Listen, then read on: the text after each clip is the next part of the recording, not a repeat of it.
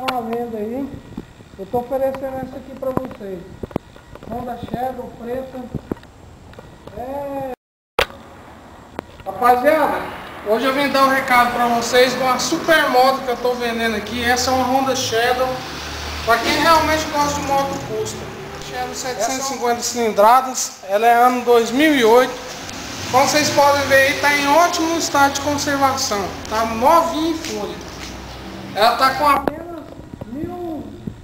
1.290 km rodados, ela rodou muito pouco.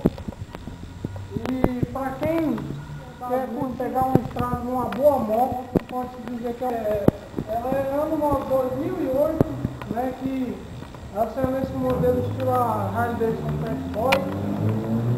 É uma moto sem dúvida nenhuma muito boa de andar, ela é macia, tem uma potência monstruosa, super confortável, um banco dela é de couro. Ela tem todos esses detalhes aqui em cromo, que não tem nenhum arranhado, tá tudo novo em folha. E quem estiver interessado em assistir esse vídeo aí, pode me contactar. Embaixo aí eu vou deixar aí o número de contato. Para quem quiser curtir mesmo, pegar uma estrada aqui, tentar assim, entrar no clube de motociclismo, não tem jeito melhor do que entrar do que com uma maravilha dessa.